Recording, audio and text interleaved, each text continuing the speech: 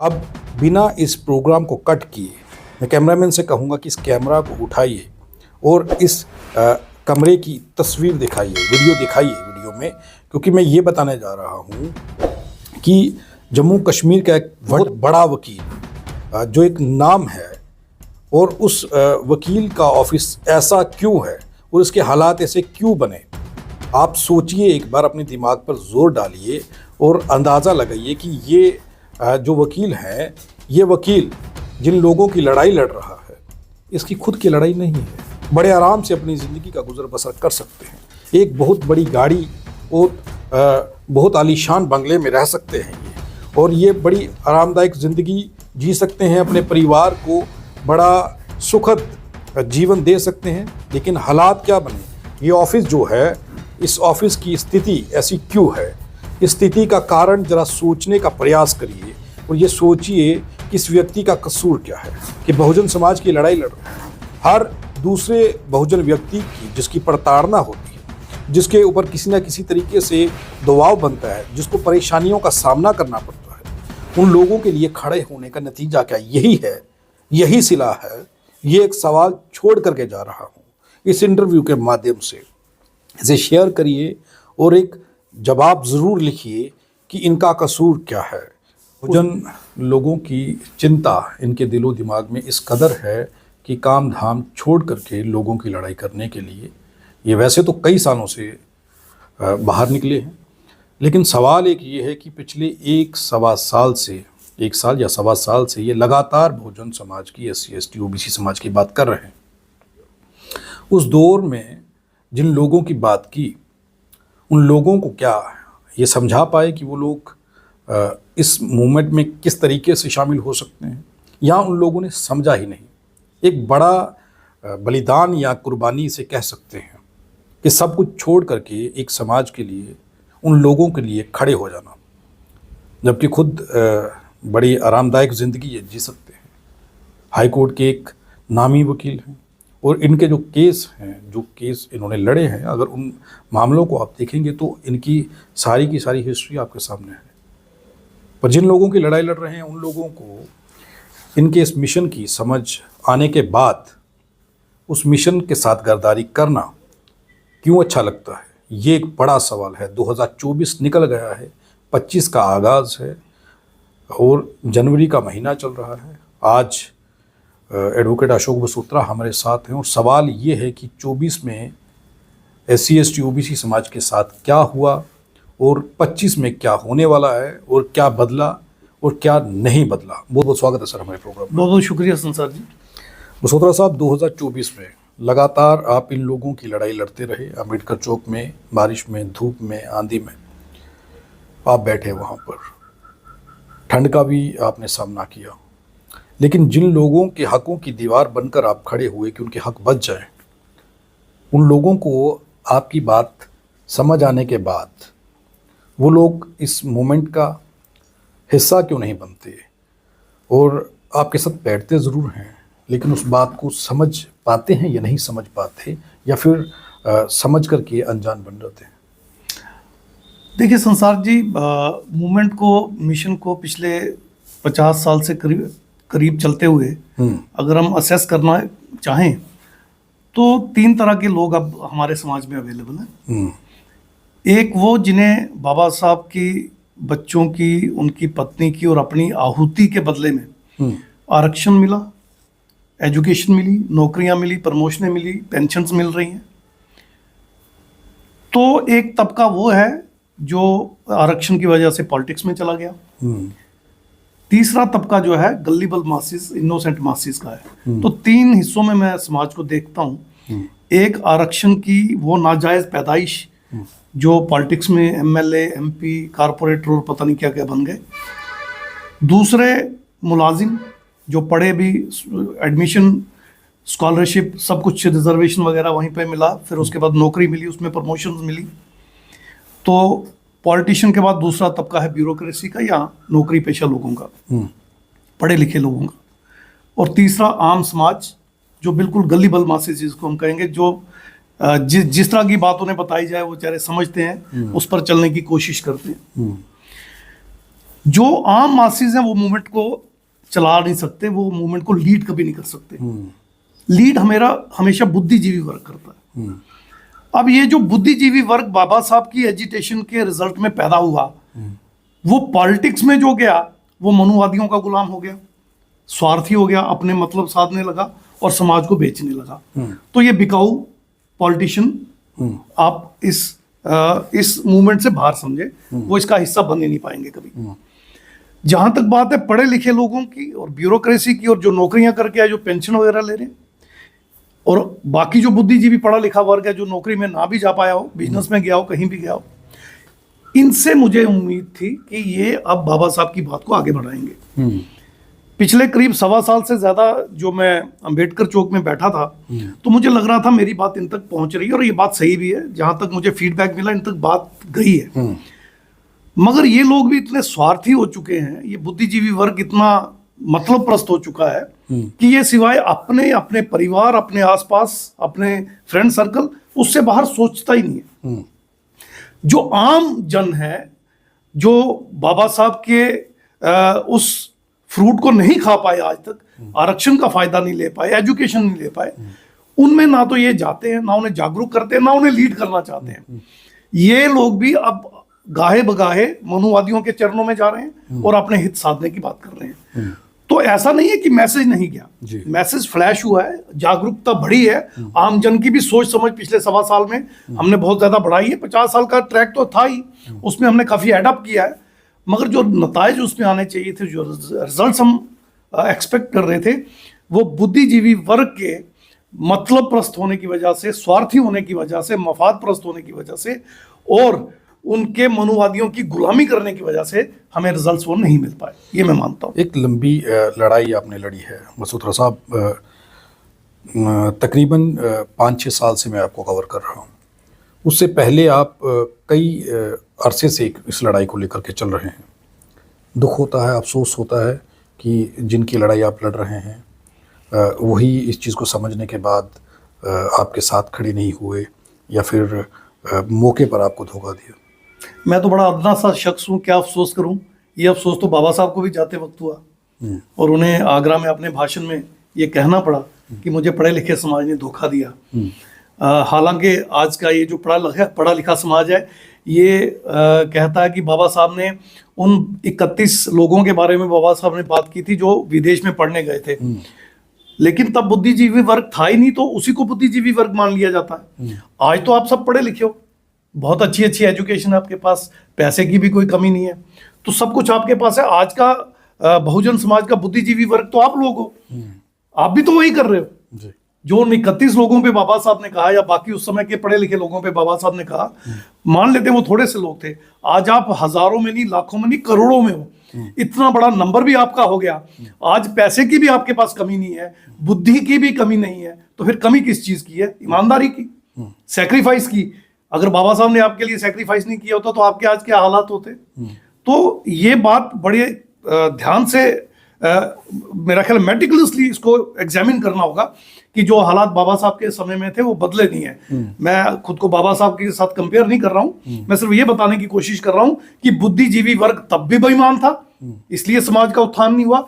आज भी बेईमान है, इसलिए उत्थान नहीं हो रहा। और जो मैं करना चाहता था वो इसीलिए नहीं कर पाए क्योंकि हमारा बुद्धिजीवी वर्ग जो है उस लेवल पे नहीं आ पा रहा है। उसे स्वार्थ छोड़ना होगा, सेक्रीफाइस करना होगा, समाज के लिए उतरना होगा, समाज में मर मिटना होगा, तब जाके ये बात आगे बढ़ेगी। तो उसके लिए हम सबको एक साथ आना होगा। मगर मैं फिर बड़े अफसोस के साथ यही कहूंगा कि आज भी बुद्धिजीवी वर्ग सिर्फ अपने मफाद के बारे में सोचता है और अपनी उन आराइशों में, उस फैसिलिटी में, उस कंफर्ट जोन में रम गया है जिसमें वो बाबा साहब की बदौलत पहुंचा है। तो उस कंफर्ट जोन में वो, मेरा ख्याल है, अब इस सर्दी में रजाई से निकल के मिशन में तो जाएगा नहीं। जब गर्मियां होंगी तो वो एसी लगा लेगा, गाड़ियों में भी एसी लगे हैं, हीटर लगे हैं, तो वो अपने कंफर्ट जोन से निकल के, जैसे डीके खापड़े जी, दीना माना जी, कांशीराम जी और उस समय के हजारों लाखों लोग निकल पड़े थे और एक मूवमेंट खड़ी हुई थी। मुझे अब अफसोस होता है इस बात को लेकर कि जो लोग सब कुछ कर सकते हैं वो नहीं कर रहे। आप देखिए, हमारे रिटायर्ड मुलाजिम को दूसरी ऑफर होती है नौकरी की, वो दूसरी करने लगता है, तीसरी मिले तीसरी करने लगता है, कब्र में उसकी टांगे होती है फिर भी कहता है मुझे और पैसे मिल जाए। अल्टीमेटली ये नौकरी, ये पैसा आप कब तक बचा पाओगे? जो हालात आपने पैदा कर दिए, मनुवादी आपसे सब कुछ फिर छीन लेंगे, नहीं तो आपके मरते आपके बच्चों से छीन लेंगे। जब तक आप शासनकर्ता जमात नहीं बनते हो, आप जितने भी एफर्ट्स करोगे वो जीरो हो जाएंगे। तो ये स्वार्थ आपका आपको ले डूबेगा। ये अफसोस है, मुझे इस बात का अफसोस रहेगा। मल्होत्रा साहब, एक चीज़ और है, आप शहर के वकीलों में से नामवर वकील हैं, थे और आगे भी रहेंगे। इतना जानकर वकील मेरे ख्याल से पूरा समाज मानता है कि उन लोगों के पास नहीं है जो आप हैं। मैं आपके ऑफिस में हूँ, इस ऑफिस की एक तस्वीर, एक झलक मैं इस इंटरव्यू में दिखाऊंगा कि जिन लोगों के लिए आप लड़ रहे हैं, जिन लोगों के लिए आपने अपना पूरा कैरियर दांव पर लगाया, वो सब छोड़ दिया।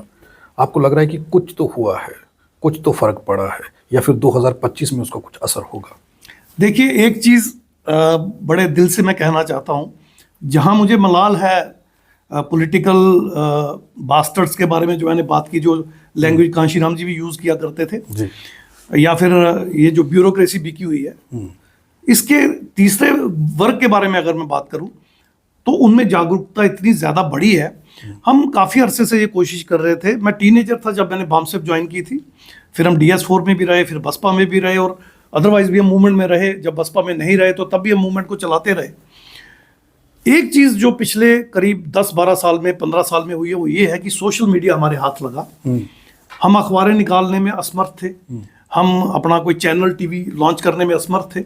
तो सोशल मीडिया में एक तो आप जैसे भाइयों के चैनल चलने लगे, और उसके बाद सोशल मीडिया ने हर व्यक्ति को ट्विटर पे और फेसबुक पे, इंस्टाग्राम पे, या अदरवाइज अपने वीडियोस बना के व्हाट्सएप वगैरह पे शेयर करने का एक बहुत ही खूबसूरत जो अवसर दिया। उसके नतीजे में संसार जी, मैं एक बात कहना चाहता हूँ, SC ST के साथ साथ OBC में भी जागरूकता बहुत ज़्यादा बढ़ गई है। आज अगर कमी है तो लीडरशिप में, मैंने पहले भी कहा, लीडरशिप सिर्फ बुद्धिजीवी वर्ग दे सकता है। बुद्धिजीवी वर्ग अगर स्वार्थी ना हो, मनुवादियों का चरण चाट ना रहे और अपने मिशन में आ जाए, अपने महामानवों की बताई हुई विचारधारा और उनके रास्ते पे चल निकले, तो लोग तैयार हैं। इस मूवमेंट को कभी मुझे लगता था पता नहीं कितने 100 साल लग जाएंगे, मगर अब मैं ये बात दावे से कह सकता हूं, अगर बुद्धिजीवी वर्ग अक्लमंदी से काम करे तो पूरे भारत में हम 4 से 5 साल में एक बड़ी मूवमेंट खड़ी भी कर सकते हैं, और 10, 12, 15 साल के बाद उसके बाकी रिजल्ट्स जो हम चाहते हैं वो भी ले सकते हैं। तो ये बड़ी अच्छी चीज हुई है, लोगों में जागरूकता आई है, और मुझे ये भी उम्मीद है कि अब लोगों में से एक ईमानदार बुद्धिजीवी वर्ग आगे निकलेगा, वो लीडरशिप अपने हाथ में लेगा, और फुले शाहू अम्बेडकरी विचारधारा को पाए तकमील तक पहुंचाने के लिए दिन रात अनथक प्रयास करेगा। बाबा साहब ने कहा था, सर धड़ की बाजी लगाकर भी मेरे मिशन को पूरा करना, और व्यवस्था परिवर्तन का जो ख्वाब मैंने देखा है उसे पूरा करके ही दम लेना। और उन्होंने जो 25 दिसंबर 1927 को महाड़ चौधार तालाब एजिटेशन के आखिरी दिन अपने भाषण में ये बात कही थी कि मेरी मूवमेंट फ्रांस की क्रांति और इंग्लैंड की क्रांति से भी बड़ी है, क्योंकि हमारा ध्येय, हमारा ऑब्जेक्टिव बहुत बड़ा है। और हमारा ऑब्जेक्टिव क्या है? असमानता वाली ये व्यवस्था समाप्त करना, इसको जला के राख कर देना, और समता, स्वतंत्रता, बंधुता और न्याय पर आधारित समाज की संरचना करना, ताकि जितने भी लोग भारत में रहते हों वो सब एक समान सबके साथ रहें, मिलजुल के रहें, किसी भी धर्म, वर्ण, जाति से हो, प्रांत से हो, कोई भाषा बोलते हो, मगर सब में एकजुटता हो, सोशल एंडोस्मोसिस का प्रोसेस हो, आपस में रोटी बेटी के रिश्ते हो, सब एक जैसे दिखे। जैसे आज हम इंग्लैंड या अमेरिका में देखते हैं, कोई भी व्यक्ति किसी भी लड़की से, कोई भी लड़की किसी भी व्यक्ति से बगैर उसके धर्म, बगैर वर्ण, बगैर जाति रंग देखे हुए शादियां कर लेते हैं, बच्चे पैदा करते हैं। तो बाबा साहब का ये सपना था कि पूरा भारत सिर्फ और सिर्फ भारतीय बन जाए। तभी उन्होंने कहा था, हम भारतीय हैं पहले भी और अंततः भी। तो धर्म, वर्ण और जाति, प्रांत, भाषा, सेक्स, ये सारी डिस्क्रिमिनेटरी चीजों को बाबा साहब डिस्कार्ड करते थे। मैं पूरे दावे के साथ कह सकता हूं, अब जो समाज में चेतना आई है पिछले 15-20 सालों में, इसके नतीजे में आने वाले समय में बाबा साहब की हर एक बात सच होने वाली है। भारत बिल्कुल समता की रास्ते पे एक बार फिर चल निकलेगा। आप देखिए, बाबा साहब चाहते थे भारत बुद्ध में हो, और उसके 2.25 महीने बाद उनकी परिनिर्वाण हो गया, महापरिनिर्वाण हो गया। आज 2025 में ये बात मैं दावे से कह सकता हूं कि अब हजारों की संख्या में नहीं, लाखों की संख्या में नहीं, हर साल करोड़ों की संख्या में हिंदू धर्म से जागृत होकर उसको छोड़कर SC ST OBC के लोग बुद्धिज्म की तरफ आ रहे हैं। और तथाकथित ऊंची जाति के लोगों में भी मैं एक चेतना देख रहा हूं, वो भी डिस्क्रिमिनरी चीजों के अगेंस्ट जा रहे हैं। डिस्क्रिमिनेशन अब वो भी एक्सेप्ट नहीं करना चाहते और उनकी आने वाली जनरेशंस जो हैं वो भी इस तरफ मुड़ रही हैं। तो मुझे ऐसा लगता है कि भारत को बुद्ध में होने से कोई नहीं रोकेगा। समतामूलक समाज की संरचना होगी और बाबा साहब का सपना साकार होगा। ये मनुवादी, ये ब्राह्मणवादी जितना जोर लगाना चाहते हैं लगा लें, अब इस मूवमेंट को कोई रोक नहीं सकता है।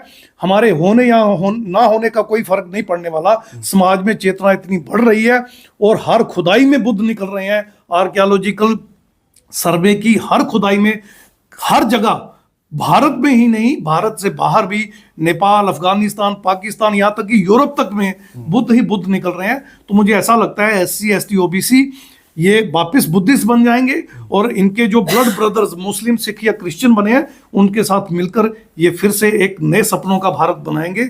समतामूलक समाज की संरचना होगी, बाबा साहब के सपनों का भारत बनेगा। मैं इस बात के प्रति पूरी तरह से आश्वस्त हूं। ये होके रहेगा, हम रहें या ना रहें, ये होगा और ये होके रहेगा। बाबा साहब का बलिदान व्यर्थ नहीं जाएगा, ऐसा मेरा मानना है। आखिरी सवाल है वसुंधरा साहब, जो आपके वीडियोस वायरल होते हैं देश विदेश में, उन वीडियोस को लोग देख रहे हैं और जो वीडियो आप तक भी पहुंचते हैं, वो वीडियो आपके कई ऐसे वीडियो हैं जिनको लोग रील बना करके अपने अपने फेसबुक पर, सोशल मीडिया अकाउंट्स में डाल रहे हैं और पूरे भारत में सुनते हैं। अब जिस धरती पर आप हैं, खुद जम्मू कश्मीर में जब ये आपका इंटरव्यू अपलोड होता है, हज़ारों लाखों लोग सुनते हैं। और जब हमें लोग मिलते हैं, कई लोगों के फ़ोन कॉल्स आते हैं या लोग मिलते हैं, तो वो कहते हैं कि एक आदमी हमारे पास है जिनकी बात बिल्कुल सच होती है और जिनकी बात में दम होता है और उसका जवाब किसी के पास नहीं है, कोई चैलेंज नहीं कर सकता। लेकिन उस बात को समझने के बाद जिस मोमेंट को लेके आप चले हैं, जिस रास्ते पर आप उन्हें लाना चाहते हैं, वो आना क्यों नहीं चाहते? मैंने आपको दो चीज़ें बड़ी क्लियर बता दी। एक तो बुद्धिजीवी वर्ग स्वार्थी हो चुका है, अब हमें नए बुद्धिजीवी वर्ग की तलाश है, उसमें हम लगे हुए हैं, उसे हम पैदा करके जाएंगे और रास्ते पे डाल के जाएंगे। इसमें कोई दो राय नहीं है। नया बुद्धिजीवी वर्ग पूरे समाज को लीड करेगा और हमारी इस मूवमेंट को पाए तकमील तक वो पहुंचाएगा। दूसरी महत्वपूर्ण बात जो इसमें है वो मैं ये महसूस करता हूं कि मूवमेंट चल रही है, ये रुकेगी नहीं। अब हुआ क्या है, जिन लोगों को ये मूवमेंट लेके आगे निकलना था, जैसे मैंने आपको एग्जांपल दी, DK खापर्डे जी निकले, दीना बाना जी निकले, कांशीराम जी निकले, तो सैकड़ों, हजारों, लाखों, करोड़ों की तादाद में लोग उनसे जुड़े और एक मूवमेंट खड़ी हो गई। तो जिन लोगों ने ये काम करना था, वो लोग कहीं ना कहीं सिर्फ और सिर्फ अपने बारे में सोच रहे हैं। DK खापर्डे जी ने अपने बारे में नहीं सोचा, उन्होंने बाबा साहब से सबक लिया, उनके जीवन को अपने आदर्श में उतारा और अल्टीमेटली उन्होंने समाज को सामने रखा और समाज के लिए अपना सारा जीवन दांव पे लगा दिया। यही दीना बाना जी ने किया, यही मान्यवर कांशीराम जी ने किया, यही उस वक्त के बाकी लोगों ने भी किया और मूवमेंट खड़ी हो गई। इसी चीज की तब भी जरूरत थी, आज भी जरूरत है। अब वो लोग इस दुनिया में नहीं है, तो इसका अर्थ ये नहीं है कि मूवमेंट खत्म हो गई। बाबा साहब के जाने के बाद खापर्डे जी और दीना बाना जी और कांशीराम जी ने इसे आगे बढ़ाया। अब उनके जाने के बाद ये जिम्मेवारी हम पे है, हम अपना काम ईमानदारी से कर रहे हैं। फर्क क्या है, जिन लोगों पे हमें उम्मीदें थी वो ईमानदार नहीं है। सिंपल सी बात है, सब कुछ है, आज हर चीज है। हमारे ना पैसे की कमी है, ना अकल की कमी है, ना सूझबूझ की, ना समझ की। लाइन ऑफ एक्शन हमारे पास है, हमारे महामानवों का बताया हुआ रास्ता हमारे पास है, संविधान की ताकत आज हमारे पास है, freedom of speech and expression हमारे पास है, हर तरह के हकूक आज हमारे पास है। मगर नहीं है तो समाज के प्रति ईमानदारी, दयानतदारी और वो जो सैक्रिफाइस की भावना है, जो त्याग की जो भावना चाहिए हमें, वो नहीं है इन लोगों में। तो मेरे जैसे हजारों लोग और भी लगे हुए हैं पूरे भारत में। हम लोग अब उन लोगों पे फोकस कर रहे हैं जो नई पीढ़ी में ईमानदार लोग हैं, अक्लमंद भी हैं, बुद्धिजीवी हैं। अब हम उनको तैयार करेंगे और तैयार करके हम मिशन के काम पे लगाएंगे, क्योंकि हर एक की उम्र है, कोई यहाँ परमानेंट इस दुनिया में रहा नहीं, हम भी नहीं रहेंगे। तो हमारी कोशिश है जितना हम कर सकें करेंगे, आखिरी सांस तक, आखिरी दम तक लड़ेंगे, एक नई पीढ़ी तैयार करके जाएंगे और ये काम होगा। संसार जी, आप मेरे इन वर्ड्स को आप बिल्कुल कोड करके अपने पास रख लीजिए, हम रहे या ना रहे, अल्टीमेटली बाबा साहब के सपनों का भारत बनेगा। यहाँ पे रेवोल्यूशन आएगा, एक बहुत बड़ी क्रांति आएगी, रिवोल्ट होगा। वो रिवोल्ट हो सकता है चाइना जैसा हो, रशिया जैसा हो, ब्लडी रेवोल्ट हो, खूनी रेवोल्ट हो, क्रांतिकारी रेवोल्ट होगा, अल्टीमेटली होगा। और असमानता के समर्थन में जितने भी मनुवादी हैं ये अल्टीमेटली धराशायी होंगे, भाग खड़े होंगे, या हमारे का क्या फ्यूचर होगा, मुस्तकबिल होगा, वो ये डिसाइड करें। मगर क्रांति होगी, और भारत की वो क्रांति दुनिया की सबसे बड़ी क्रांति होगी। बहुत बड़े लेवल पे ब्लड शेड हो सकता हो, कुछ भी हो, मगर वो रुकेगी नहीं। जागरूकता जिस तरह से बढ़ रही है, और जिस तरह से हमारे बीच में दल्ले दलाल और भड़वे पैदा होकर बिक रहे हैं, ये अल्टीमेटली उस मूवमेंट को जन्म देंगे, उस रेवोल्यूशन को जन्म देंगे, उस क्रांति को जन्म देंगे, जिस क्रांति के बारे में आज मनुवादी सोच भी नहीं पा रहे। ये इनको वो झटका लगेगा, और ये दुनिया के जिस जिस कोने में भी भागेंगे, वहां जाके भी लोग अपना हिसाब बराबर करेंगे। ये मैं मानता हूं, और ये होगा। जी, बहुत बहुत धन्यवाद हमारे साथ बात करने के लिए। ये एडवोकेट अशोक बसोत्रा हैं। इनकी बहुजन समाज को क्या देन है, ये बताने की ज़रूरत नहीं है। इंटरव्यू आप लोगों ने सुना, आप लोगों की जिम्मेदारी ये है कि इस इंटरव्यू को शेयर करिए, हर एक उस व्यक्ति तक पहुंचाइए जो बहुजन मूवमेंट को समझना चाहता है और जो बहुजन मूवमेंट को लेकर के चलना चाहता है। अगर नहीं समझ आता तो इंटरव्यूज़ देखिए, इनसे टेलीफोन पर राब्ता कायम करिए। आप कैडर ले सकते हैं, आप समझ सकते हैं ये जो समझाना चाहते हैं। आखिर में जो इन्होंने कहा है कि भारत की तस्वीर बदलेगी और बहुजन राज होगा, और मनुवादियों के लिए ये एक बड़ा चैलेंज है।